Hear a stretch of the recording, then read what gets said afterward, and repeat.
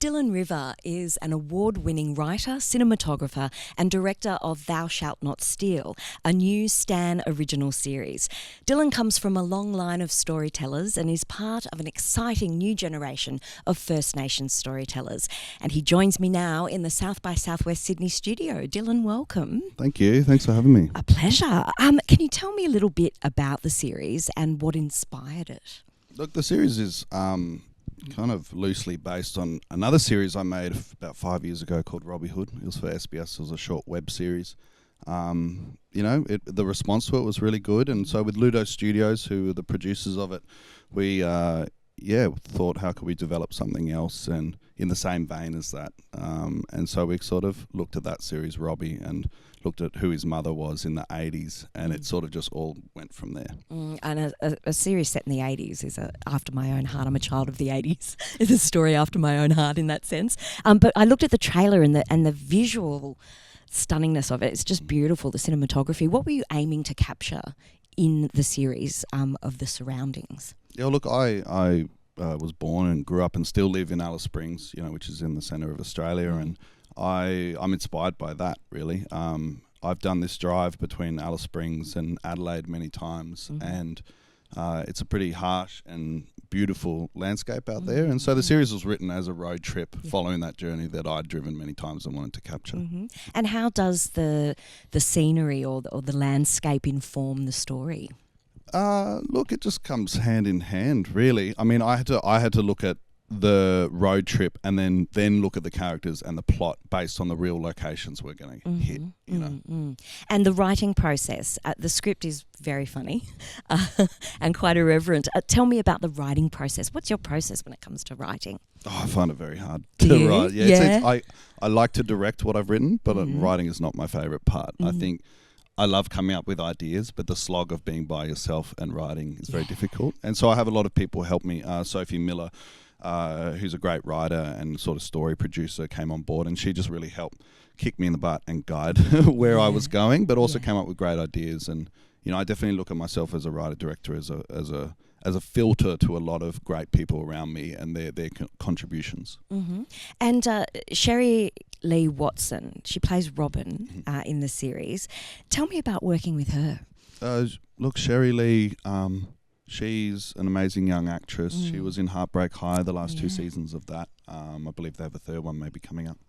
And she did an audition, and I didn't realise she was from Alice Springs, the same town as me. And I was looking for someone who had that understanding of the character I was trying to write, and she has that. So once I found that out, the stars aligned, and it was perfect. And working with her was great. She, for me as a male to write a female protagonist, I could do what I could as an observation, but I couldn't really put myself in her shoes. And Sherry could do that, and she could challenge what I'd written and make it authentic, I guess. And it's a brilliant cast. You've got Miranda Otto, Noah Taylor, Darren Gilshanan, Sherry Sebens. It's an amazing cast.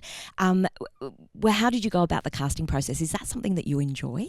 Yeah, I do. I find it quite stressful because you go, am I making the right decision here? And there's a lot of options. I feel having Sherry then led to Will McDonald, who's a co-star of Heartbreak High, and I knew I had our main duo. Then I had to look for the antagonists, the adults basically in the series, and that's where Noah Taylor and Miranda Otto came on board. So you sort of follow down there, and then you just keep moving outside of that. And I feel one character then informs the next. And quite often I change genders of characters and things like that at the last minute. It's something that I find that I keep very open, or I write to a certain gender, but then I kind of might just swap it and not necessarily change the script, just swap the gender, and it makes everything a bit more interesting. And do you find when you get the cast together, they're finally assembled, that the chemistry amongst the cast can inform scenes and the way you shoot them? Yeah, and look, it's just about being collaborative. As soon as I have an actor on board, it's going, what do you think of the script? I'm still doing drafts. Is there anything you like? Think you could add, or not to say, to help write it. It's just I want to make sure we're in line with who the character is and their backstory and stuff like that. Yeah, brilliant. And it's a new series on Stan. Tell us what it's about. What's the story?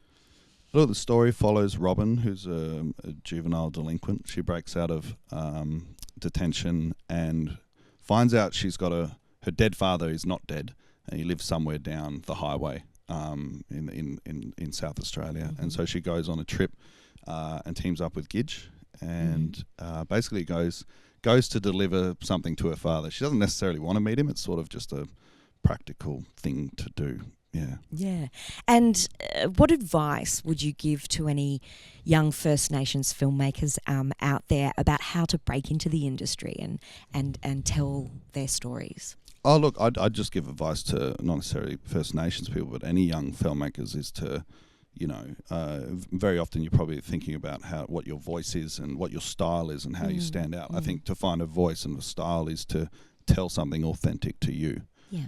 Everyone's got something in their lives that, is probably pretty personal, and you've got to tap into that. Yeah. But if you can access authenticity to you and your perspective, people will resonate with that and your work will show. And the film industry and where it sort of stands now and film and television, what's exciting for you about it? What sort of new things are happening or innovations, particularly in Australia, are you excited about?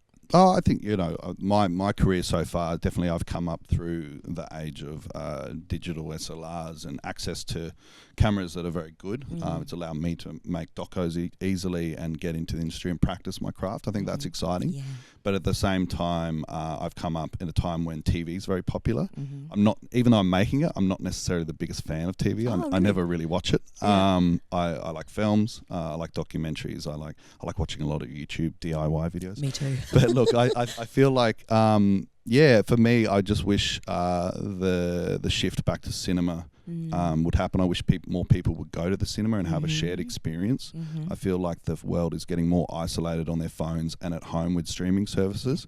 And I would like to see films make a resurgence. People go to them, then they'll get funded and we can make them. That's right. I wholeheartedly agree. I went to the cinema for the first time I said it's probably been 9 months since I've been to the cinema, and there's nothing like sitting in a room full of people because their reactions help mirror yours or prompt you to think of something differently perhaps. Yeah, exactly. I mean, it's one is the quality of the sound and the picture, but it is that shared experience. You want to go to the cinema to be scared with other people or laugh with other people, Yeah, totally agree. And your session here at South by Southwest Sydney was intergenerational filmmaking, and it was with your dad, Warwick Thornton, and your cousin, Tanith Glynn Maloney. What was one key takeaway that you hoped those listening went away with from your session? Oh, look, it probably people looking in think it's, a unique thing to have a family full of filmmakers. I don't find it that unique. It's just what I know. It is, yeah. I think lots of industries have, siblings and cousins and parents and children go into that industry.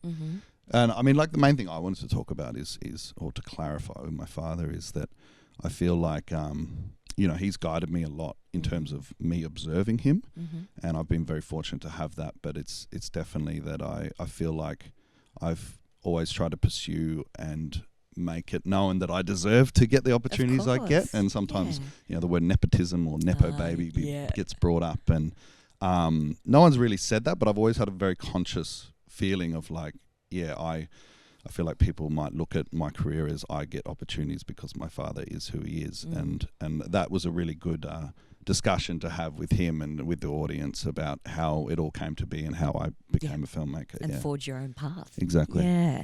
And what role do you think that South by Southwest Sydney plays in shaping the future of the film industry?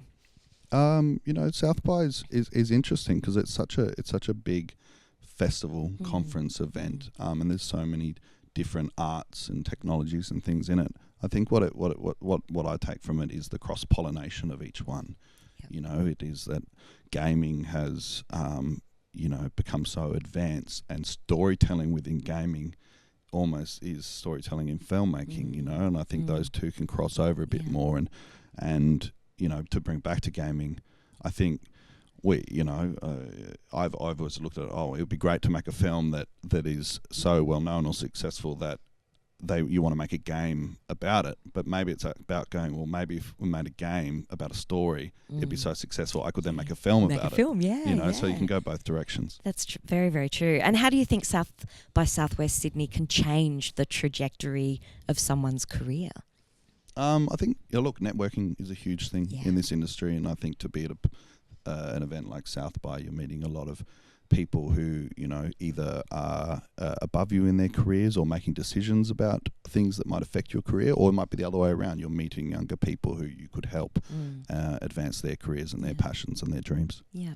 And my last question for you, what has inspired you so far here at South by Southwest Sydney? Has it been maybe a person, presentations, or the atmosphere? Oh, the size of it has inspired me. It's bloody huge, isn't it? Yeah. Oh, look, it's a great event, and lots of things have inspired me, really. Brilliant. And I have to congratulate you that Thou Shalt Not Steal just won the award for Best Episodic here at the series here at the South by Southwest Sydney. How does it make you feel? Oh, I feel great. I mean, it's our first award. We just released the show yesterday. We won an award. I mean, I just heard before, and it brings a smile to my face. Brilliant. Well, congratulations. Thank well you. deserved. Thank you. And thank you so much for joining me here in the South by Southwest Sydney studio. Thank you. Thanks for having me. And you can watch more of these videos at youtube.com/South by Southwest Sydney.